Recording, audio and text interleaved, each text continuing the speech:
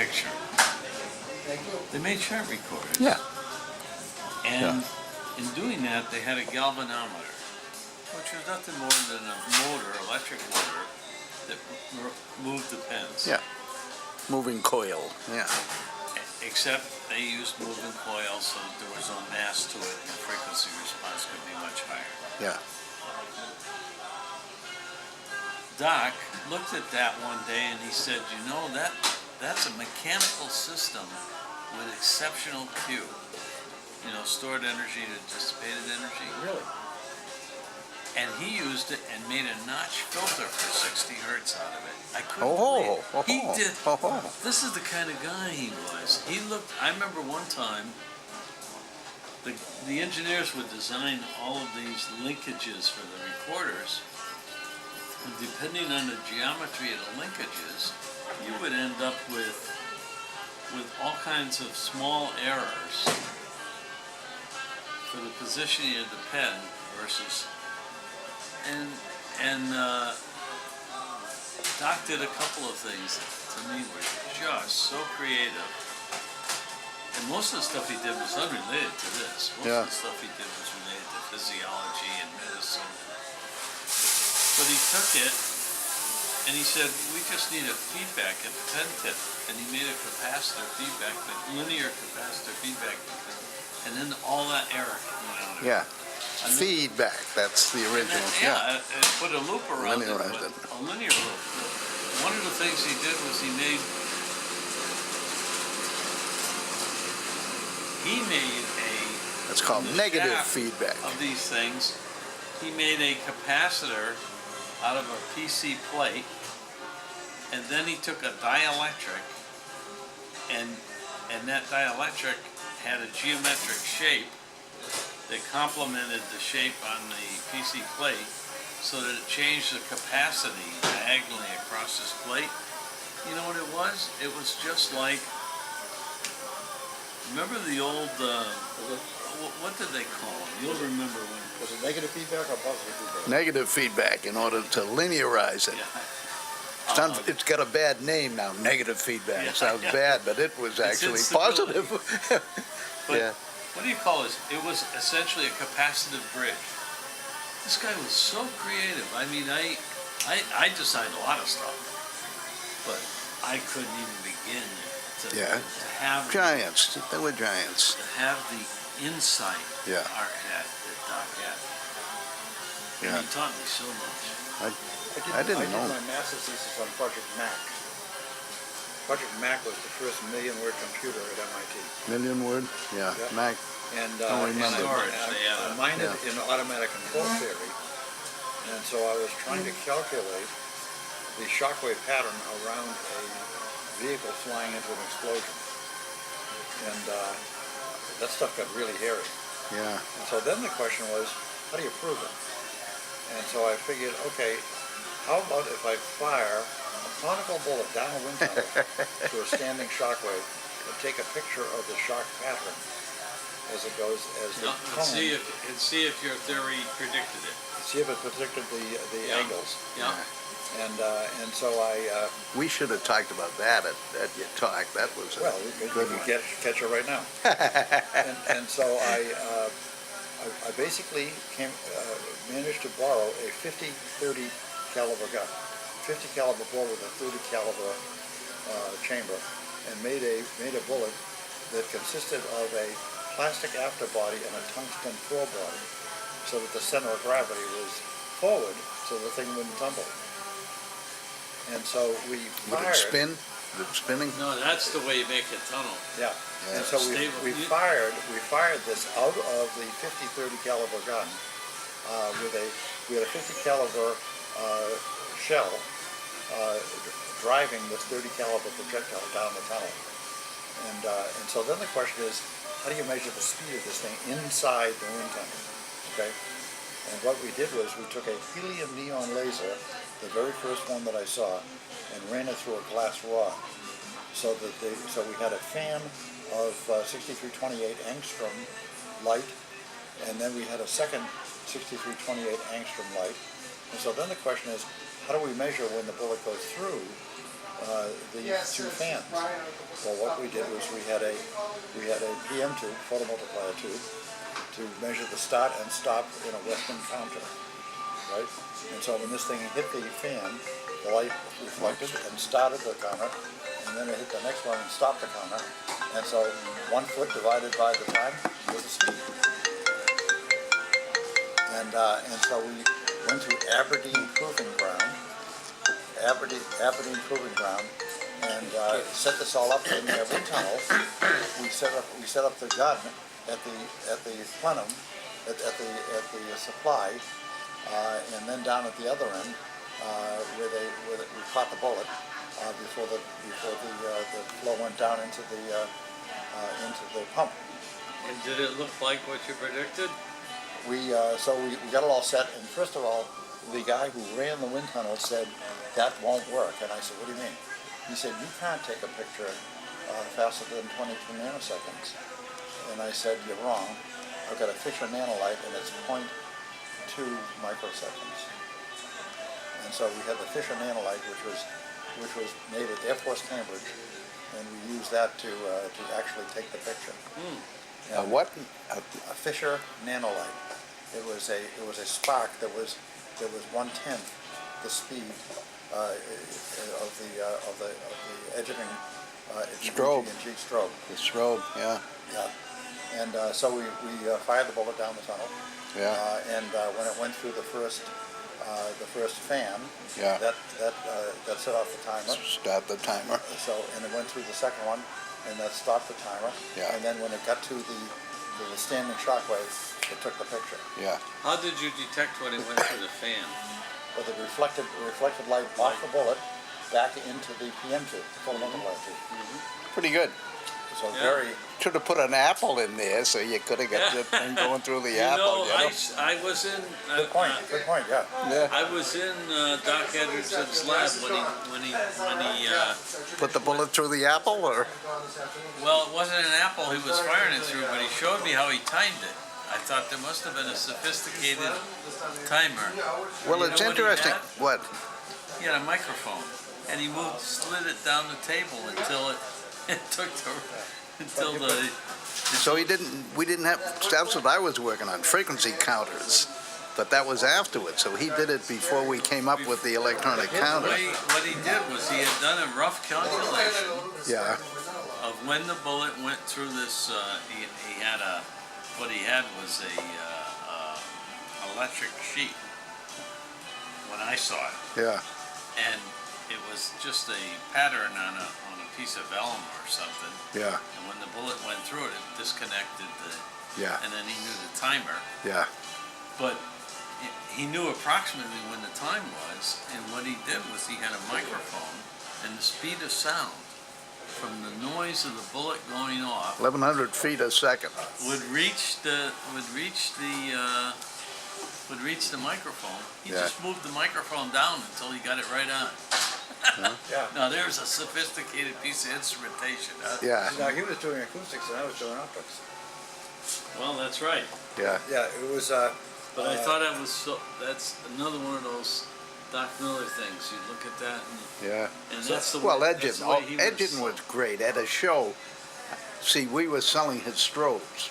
We bought the lamp from EG&G, and we packaged it up into a strobotach, we called it, Yeah, I remember stroboscopic tachometer. strobotach. And we'd be at trade shows, and Edgerton would come along, and he'd go out in the corridor. People are walking by, "Hey, come here, you gotta see this," you know? Yeah. And I mean, he was a great He was personal terrific. kind of guy like that. No, we were a factor of 10 faster than Doc Edgerton. Yeah. And so That's what you were saying. You said, Yeah. but give me Right. the numbers again. You screwed me up. You said a tenth of a microsecond. I don't know if you microsecond. That's 100 nanoseconds. That's correct. Yeah. That's correct. It's And 100 nanosecond flash.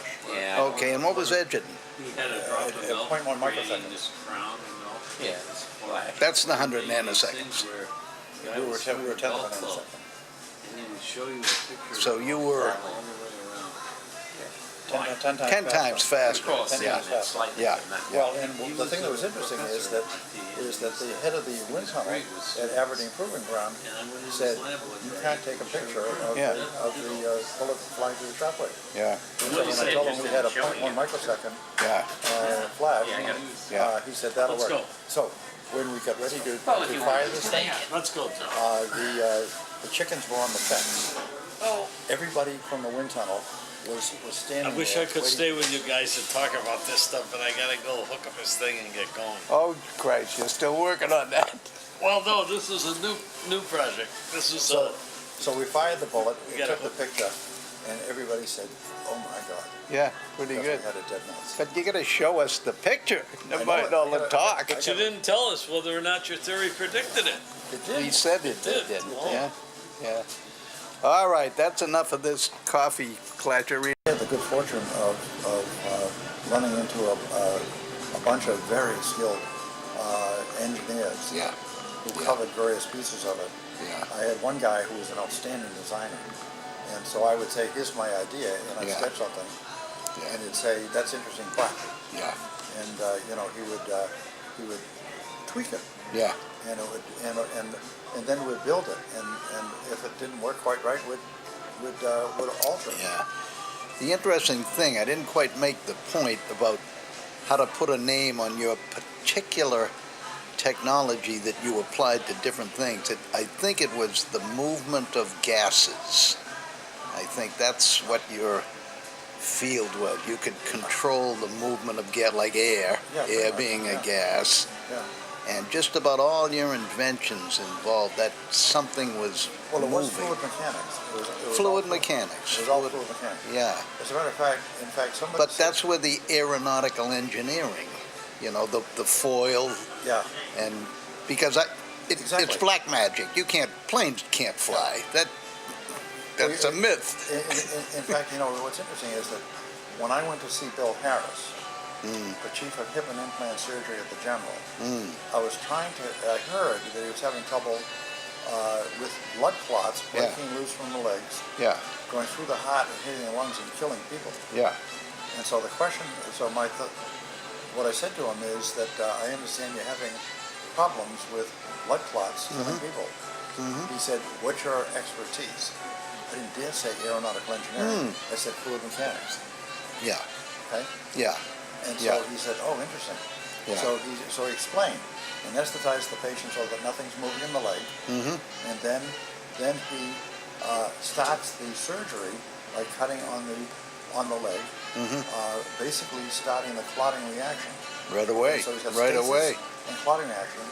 And so I said, well, how about if I squeeze the leg and stimulate the venous return like you were walking, but the patient is just lying there?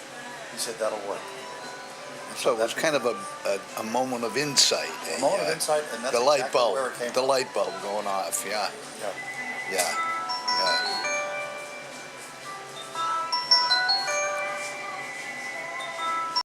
So anyway, a lot of that was insight, and it was a suggestion of a new idea, modified by bright people saying, Yeah. let's do it this way. Yeah, You yeah, know? And so I guess I took credit for a lot for what we did, but there was a lot of very bright people behind sure. it that helped make the instrumentation. Yeah, And so we built. So we went from zero to a company with half a dozen guys and gals making stuff that was that worked. yeah. And so It's good stuff.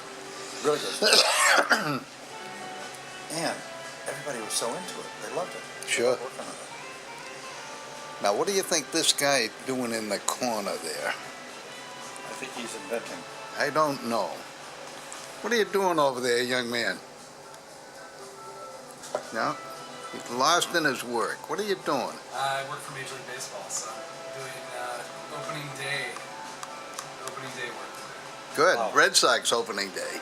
Everyone's 28 of the 30 teams open today. Wow! And this is your office. for the morning it is, yeah. Yeah? I have a home office normally. My daughter's in preschool at it. It's Drumlin Farm. Oh, great. So I actually have a younger daughter, but my in-laws are watching her back. We live in Somerville. You live in some of them. Yep. So you come out here? Yep. It's our antidote to raising kids in the urban environment. We want to get them some nature out here, so we bring them out here pretty soon. Oh, that's great. Yeah. That's what drove us to buy out here. Yeah, you So there are books out now talking about how nature deficit is a real thing amongst kids. Yeah. Because everyone lives in that's right. Artificial increasingly urban cities. environments, or in the suburbs still. It's just there's not that much nature around. So that I grew up on a farm in Iowa. My wife grew up in rural Connecticut. So for us, we grew up around nature. So the idea of raising kids completely, basically none of that in their lives Yeah. seemed really sad to us. Yeah. So this was how we came up with this. And where's your daughter? Where is she now? The older one is at Drumlin Farm Preschool. It's right Yeah. down the road. Very popular. And will you stay here until she gets out and take her home, or what? Yeah. So this year she's 3, so it's her first year. Because prior to this, I've just worked from home and watched her. Yeah. So back in August, like for the first time, we dropped her off there. It was the first time in her life she'd ever not been around family Yeah, or yeah. really close friends of family. Sure. We've gone out for a night and our close friends have babysat her. Yeah. People she knows, right? So yeah, the night before we had this sudden realization we're about to take our kid and just hand her off to strangers for the first time, and it was sad. Yeah. But she took to it and she loves going there. So next year we signed up for doing full days Monday and Wednesday and then a half day on Friday. Yeah. My daughter married a guy, and they moved into his condo in Rector Place Oh, nice. in Watertown. Yeah. A one-bedroom apartment, and so after X months, they came to the house and said, "We got news." And I said, "What's the news?" "We're expecting." And so right away, right, the light goes on, and whoops, when this baby comes, you don't have a room for the baby. The place is about to get too small. The place is going to be small. You're going to end up selling it. You've got to put it on the market soon, and mark it up to asking plus 10, which they did. It sold the first day for asking plus 10. How recently was this? How recently? About 3 years ago. Yeah. And Market recovered by then. the market recovered, and so then they said, okay, where are we going to live? Where do you think they ended up? At our house. Yeah. They took over the wing. They took over half the house, and so there's my daughter in there telling me what I can do and what I can't do. Yeah. And so sure enough, That's a tricky It's balance. situation. tricky balance. dynamics. Tricky Yeah. dynamics. So at one evening, the daughter said, "Whoops, something is coming," and so she and the husband rushed off to Brigham and Women's Hospital, and Kathy said, "Quick, get out of bed!" And so we dashed down there, and we were there right after the baby was born, and so after whatever the requisite time was, they came back and moved in. Yeah. Lock, stock, You forgot how much they cried, right? lock, stock, and barrel. Yeah. Fast forward, they moved out 2 days ago, bought a house in Littleton, and my wife said, she said, "I don't know how I'm going to deal with this." And It must feel really empty. She started crying. She Oh, was yeah. crying up a storm. It was like empty nest all over again. That's right. It was like the A daughter big change. The daughter left house for Yeah. the first time. Yeah. But it wasn't. It Big was change. Huge change. Yeah. Huge change. Big change. So my So- parents had my brother and I very close to each other, and then 13 years later, a little happy accident, twin sisters. Twins. Yeah, so they had kids in their house for, Yeah. wow, 31 years. Yeah. Wow. And it was really, when my sister went off to college, it was really hard on them. You can tell now they so want people to come back and stay with them because Oh, their sure. house feels empty. Yeah. Well, so anyway, so Kim and Steve and the baby moved out, and my daughter drove in from New York and moved in for the weekend. So Just for the weekend. So husband, mother, father, and 2 kids and a dog, and so they moved in. So there was a continuity there. But so today it feels very empty. Yeah. Yeah, and so that obeyed my wife's concerns For a while. for a while until they took off, and then she was crying again. Yeah. But you know, when they all disappear, and Yeah. it's just me and her, Yeah, what do you do?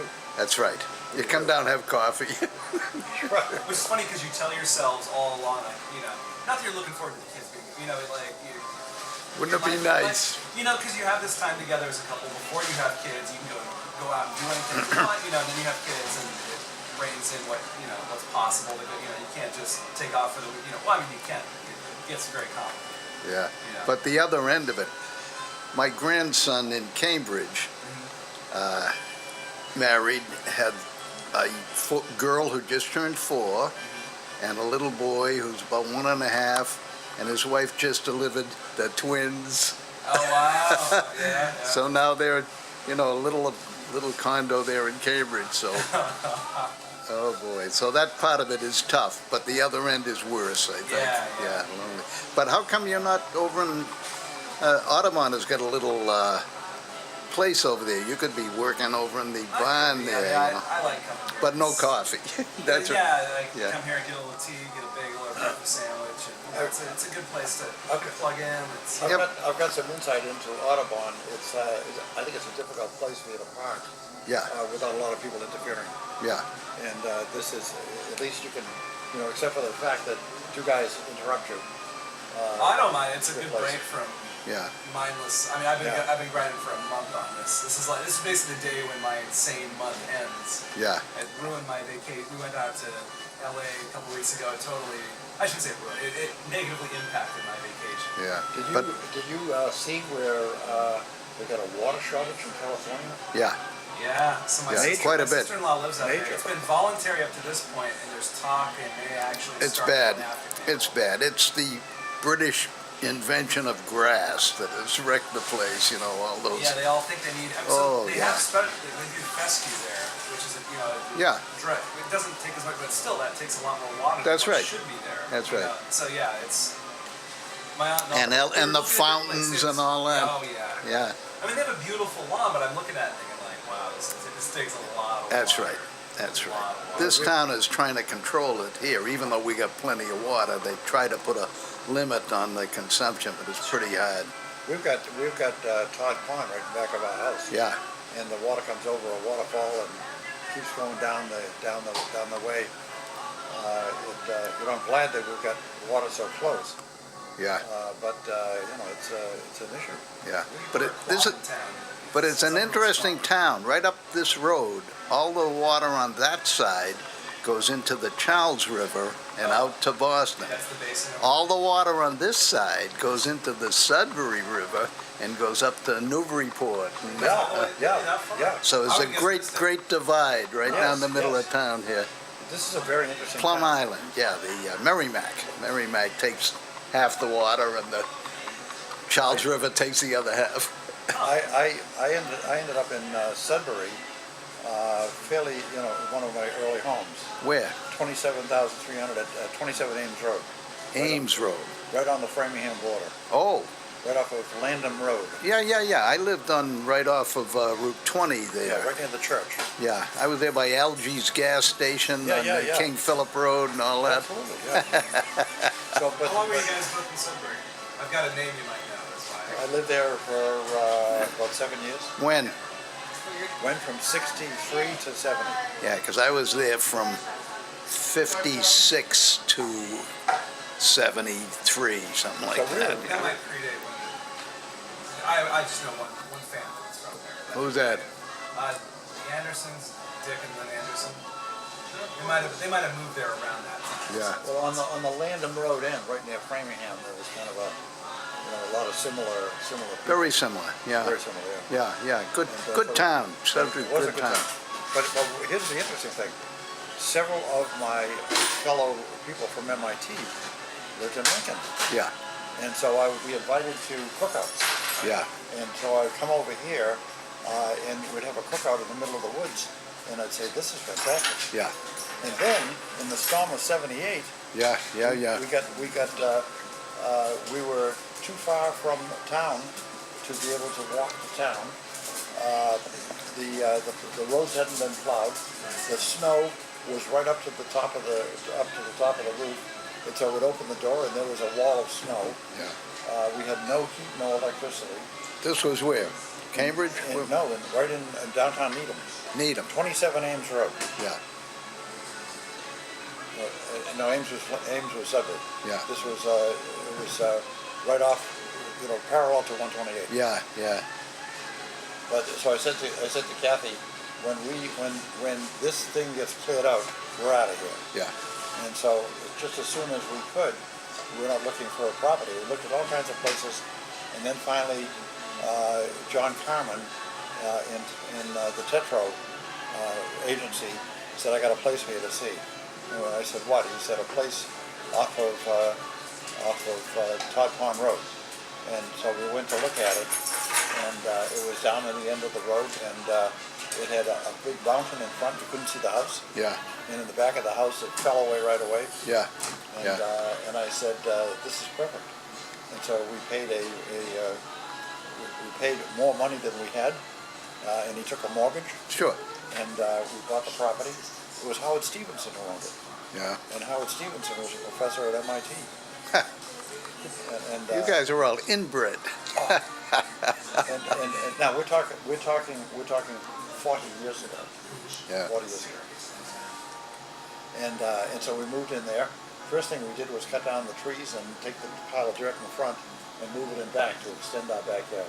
Oh, level it out back And do a circular driveway right up to the front of the house. Yeah. We gotta get this guy to move out to Lincoln.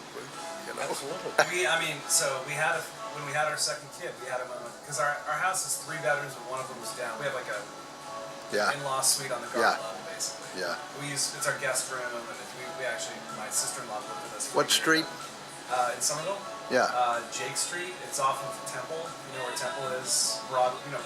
Yeah. Yeah. Temple basically runs between Broadway and Mystic Ave. Yeah. Winter Hill. Yeah. The founder of the Winter Hill Gang. Oh, yeah, the his Winter house- Hill Gang. I can see his house from my a little cul-de-sac. Where Whitey lived? He was. Why he lived it?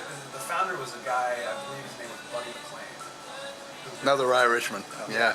We are at the dead end of a road, and there's a big circle out front. And so when our son went to school, and he would invite kids to come back, we could have anywhere from 2 to 6 or 8 kids, and they'd all be out in the circle playing. Yeah. And it was not a problem because No problem. Dead end. dead Yeah. end, Yeah. dead end was perfect. No problem. And Yeah. so they could play in the yard, they could play on the street. It wasn't an issue. So it was a perfect place to raise the kids. Yeah. Well, the big trend now, which is it's actually national, is people's because the model for decades was when you're young, you live in the city, you have a kid, Yep. and you move out to the suburbs. Yep. And I mean, I know anecdotally, I know from reading. Making national room pieces for the about other this. immigrants to come in from. Yeah, I mean, Yeah. Get out of the way. Basically, 50% of it was close to 100. It was 90-some% would be for the suburbs, and now it's more of a 50-50 deal where increasingly families, which like we chose Yeah. to do. So we had the second kid. We were like, well, what do we do? Do we keep our house? Do we add on? We've gone through the whole process of adding on. Yeah. We looked at towns, and Lincoln was one we looked at. We looked at Lexington, Yeah. Winchester, and in the end, we just decided we loved. I mean, we can. Expensive. They're all expensive. Yeah, I mean, buying another place in Somerville at this point would be adding on. They were all expensive options. Adding on is going to cost $250,000 at this point to do. We had sticker shock. We thought in my mind adding a bedroom onto a house was $80,000. And yeah, we're putting HVAC in. Like it creeps up quickly. But there was no cheap option for us at that point. Because Somerville is. Yeah. The location is so. We're getting the green line in there, and basically it's become like a little enclave of like urban professional families now. Yeah. Which is we've lived there for 10 years, and it was not like that. Not at all. Back then, it was where you bought a starter home, and That's then right. you sold that. You got some equity built up, and then you bought a more expensive place, and like a name brand. But it's changed so dramatically. What's your name, young man? Let me capture you. I'm Jake Wilson. Wilson? Wilson, yeah. Jake? Jake, yeah. My first house in Sudbury was 27.3. Mine was 15 grand, Sudbury. So that means Which I didn't have. So you were 10 years ahead of me. Yeah. Yeah, because it would go Yeah. up by, it would go That's by about by right. 2. Yeah. every. All right. we double 15 every 10 grand I years. had to borrow from my father-in-law plus the mortgage. Now it takes, they basically, well, they changed it now. When we bought our house, we would have had to take out, if we had 20% to put down, it was gonna be, I think we paid $430 for. Yeah. We have a single family in Somerville, which is with the backyard. You paid 430,000? Yeah, 430 for that. yeah. Ten Yeah. years ago. 10 years ago. 10 years ago, It yeah. was, I mean, it was a lot. It was exactly what we wanted. Yeah. So we can drive. This is fairly close to when the Big Dig ended. We can drive to Logan Airport in 8 minutes from our Yeah. house. We Yeah. can be on Newberry Street in 7 minutes. Yeah. That can be at South Station. In 10 Now, where's minutes. Union Square? Are you near Union Oh, you've Square? been hearing about Union Square a lot lately, right? Well, It's- that's an up and coming. Oh yeah, Right- right off it's of the a main road. huge. They're gonna build something like 3,000 new housing units there. Yeah. It's because they're getting the green light before the rest of us. There's a spur that's gonna come up from Yeah. Kushner and go right. Yeah. In. Union, so you know Prospect Street in Yeah. Cambridge, right? Yeah. Prospect basically terminates right. Yeah. at Union. If you head due north out of Central, you'll hit Inman, and then if you go a little farther, you'll Yeah. hit Union. Yeah, That's where the tower, the Prospect Hill Tower is. Basically. yeah, yeah. Where the first American flag was raised. When we moved into Lincoln in 1979, my wife was driving to Newton. The company was in Newton. The company moved to downtown Waltham. So she gets out of bed, gets ready, and 20 minutes later she's at work. Yep. Yeah. What size coffee would Yeah. you like? It doesn't get Yeah, any better. can't beat it. You can't beat it. I mean, I have the shortest commute in the world on days when I don't come here, which is down the stairs to the home office. Now, how do you get your work done here with all these old guys chit-chatting around you here? I mean, You're able to tune them out? To eavesdrop. Like Tune 'em out. occasionally there will be a Tune 'em out. crossword puzzle clue that pops up, and I can't resist it, and I'll jump in. But yeah, it's Yeah, I try not to butt into conversations. yeah. I'm not used to it. I'm not a regular here, so quite a You know thing. what's really good practice though is having little kids in the house and getting work done. I suppose so. It really teaches you. I mean, I don't want to ignore my kid, but sometimes like I'm working on something urgent. That's right. Not now. That's right. It's the way I am with my wife. It's Yeah, not good. yeah. It's All a right, tough I'm gonna concept for people to understand. stop this. We'll see you guys again some other day. Thank you.